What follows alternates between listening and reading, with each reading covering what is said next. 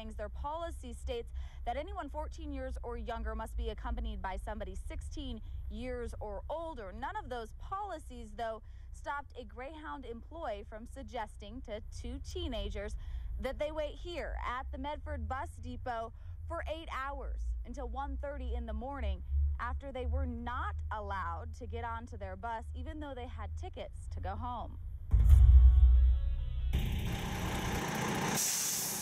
Well, I was fairly annoyed at Greyhound.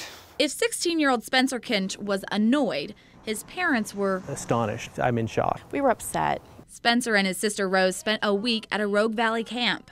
It's a camp for homeschoolers and unschoolers. I was really very excited about going. They, like many campers from around the Northwest, used Greyhound, booking round-trip tickets online to travel from Eugene to Medford.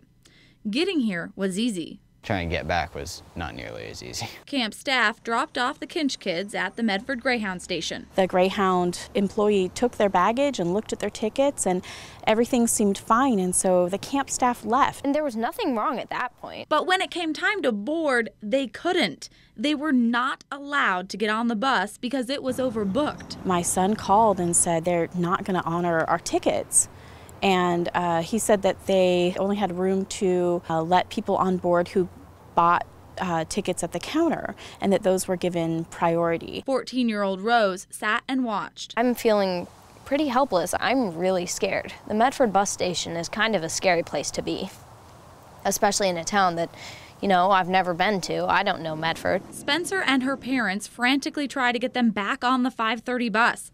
June Kinch talks with the ticket agent. He said, this isn't the first time this happened. As a matter of fact, this happened this morning. Adam Kinch wrote a letter to Greyhound. It was not read until we called several days later and asked why two kids had been bumped from the bus. However, I have since sent that to our area managers. When we questioned the overbooking, It's not something that we do on purpose. Our system is designed to work with a fixed capacity model, and that is why we are looking into the situation. In his letter, Mr. Kinch even offered suggestions, including putting the kids up at a hotel. They didn't do any of these things. And when we asked the company what they do when passengers get stranded, With situations such as these, it is our policy to help our customers, regardless of age, get to their final destinations in a quick, convenient, and safe way. the Kinch family does not consider the advice from Greyhound's ticket agent quick, convenient, or safe. And then he tells me that the bus station is closing in a few minutes. He apologized, but he said there's nothing that can be done. And, he said they can wait for the 1:30 in the morning bus outside. And I told him, we didn't buy tickets for 1:30 because that's not a safe time for kids to be traveling. When the kids protested for safety's sake, they were told, And just stay near the building because then we have security cameras. Because, those would be so useful at that point in time. That did not make me feel any better. That kind of made me feel worse. And I'm not happy with Greyhound. I am not riding Greyhound ever again. Rose and Spencer didn't end up having to wait till that 1:30 a.m. bus. Their parents found a friend's relative who lived in Medford, a relative they had never met, to pick up the kids here at the bus depot and take care of them until they could come down to Medford and bring the kids back up to Eugene.